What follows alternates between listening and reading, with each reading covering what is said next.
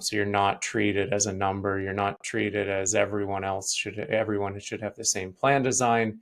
It really comes down to what's important to you as a business owner or leader of that organization and or your team.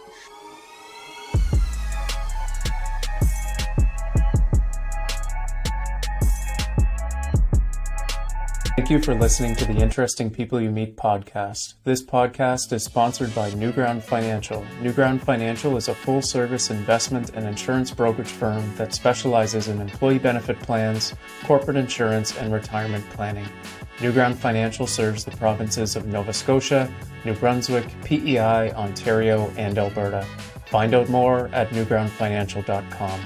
Thank you for liking, sharing, and commenting on the Interesting People You Meet podcast across all of your favorite listening platforms, including Apple Podcasts, Spotify, and YouTube. By doing so, you are ensuring that more great people just like you have the opportunity to hear from our guests.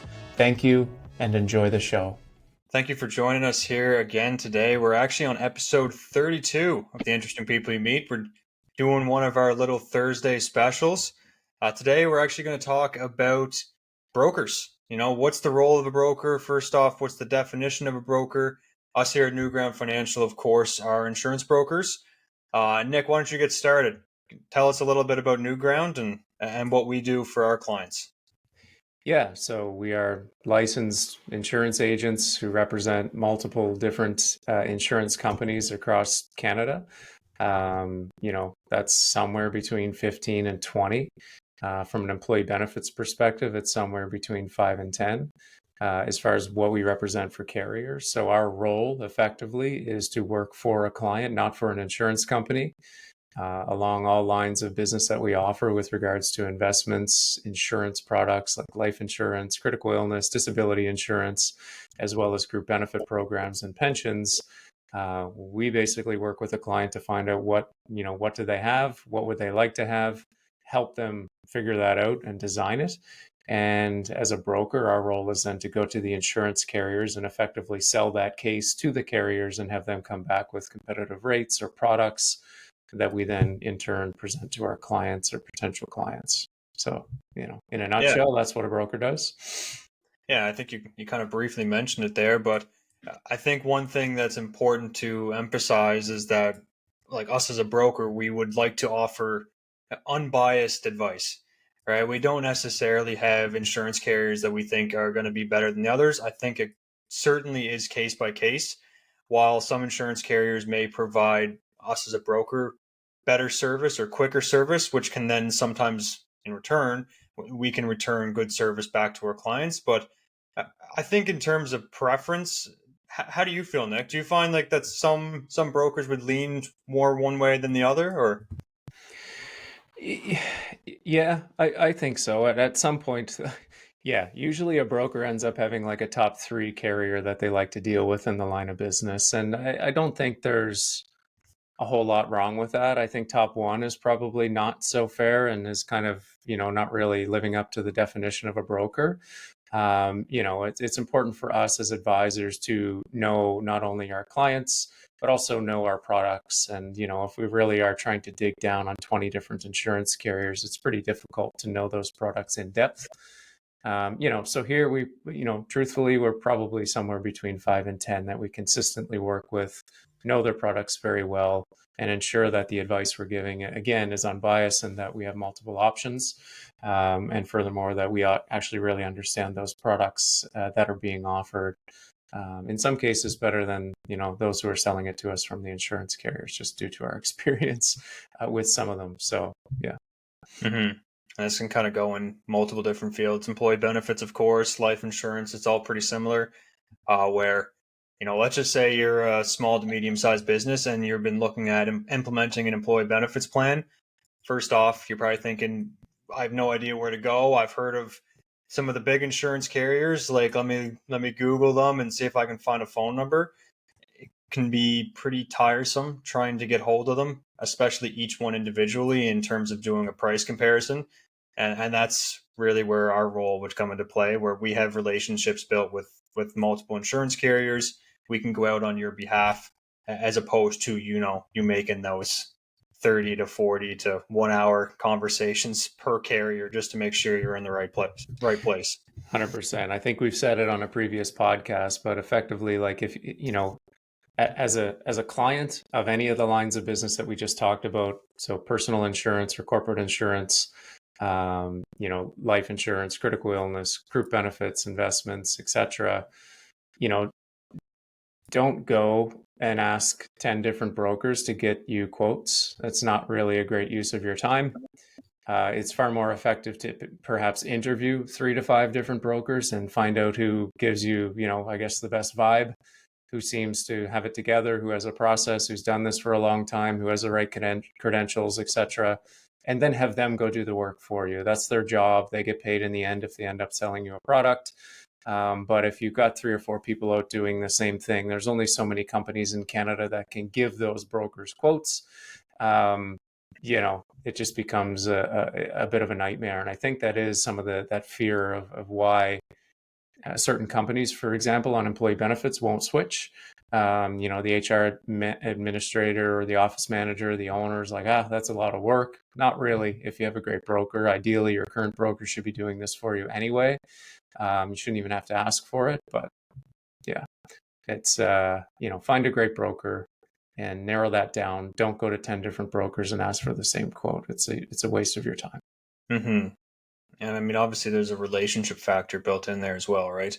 Like the relationships that us as brokers can build with the insurance carriers can give us, negotiation power. So when it comes to renewals, and if the rates were looking kind of high or they just didn't seem like they made much sense, then of course, again, on our clients' behalf, we have built these relationships with the insurance carriers that allow us to get the best rates and also the most fair rates for our clients, for sure. Absolutely. You got it. That allows them to trust our analysis when we go back on renewals and whatnot and say, hey, thanks for your renewal, but here's what we think it should be. And usually we get exactly what we want because we've been doing it for a while and have a pretty deep team who has a ton of experience with that and comes back with, everything that's fair.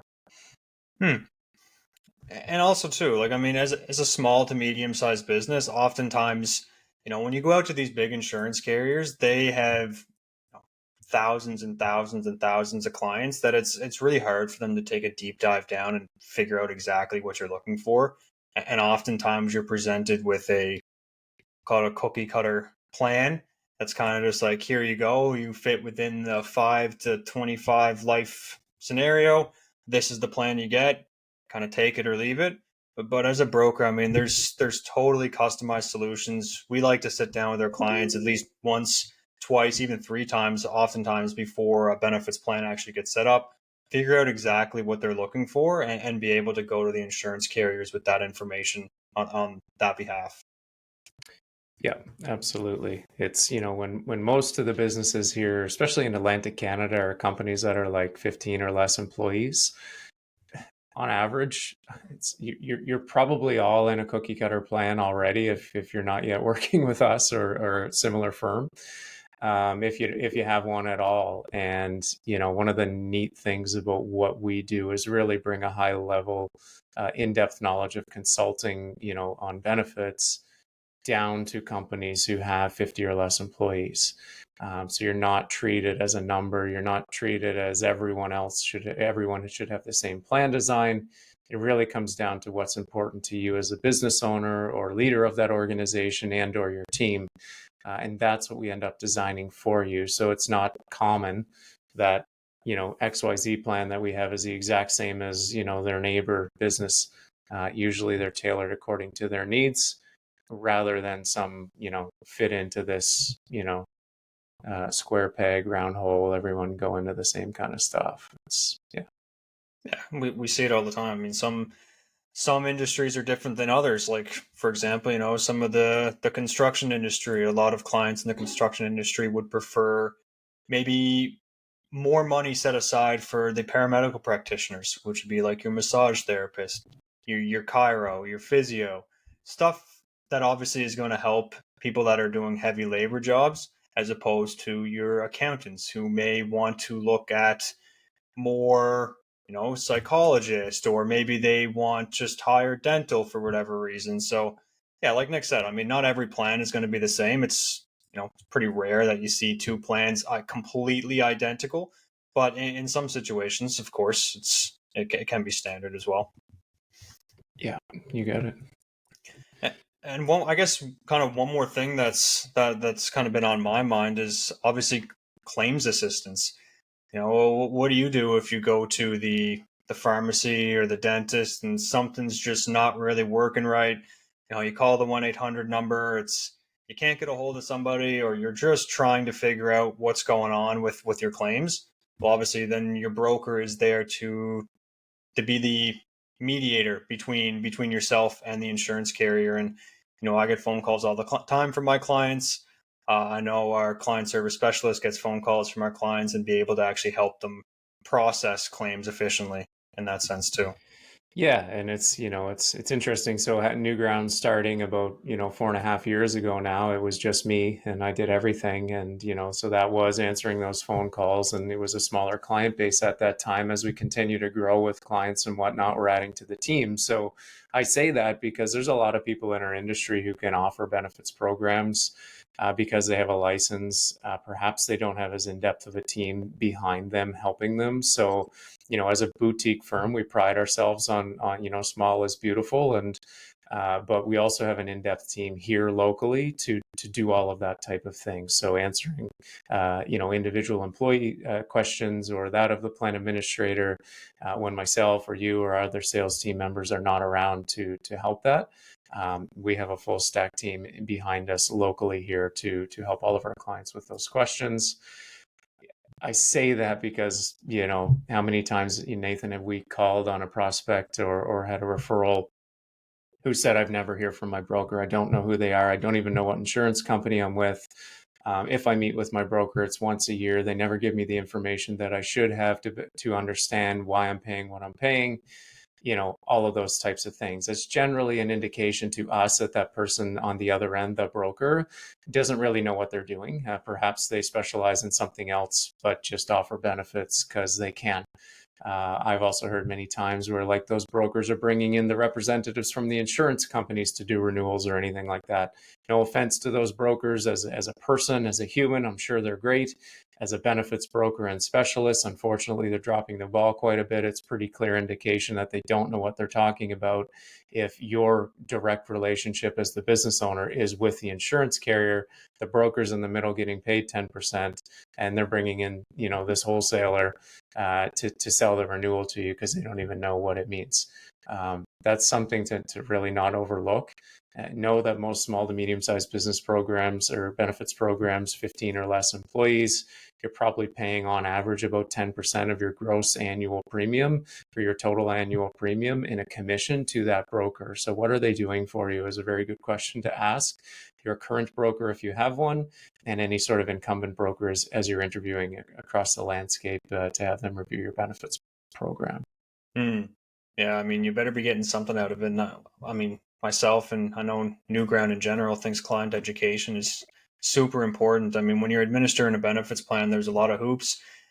In some situations, there's legal stuff behind it. There's liability issues, which of course we're no lawyers and we're not accountants, but at least we can be able to offer our advice when you're actually setting this kind of stuff up. Because going back to what you just said earlier, Nick, the amount of times that I've seen a benefits plan that has just been set up so incorrectly is a little bit concerning.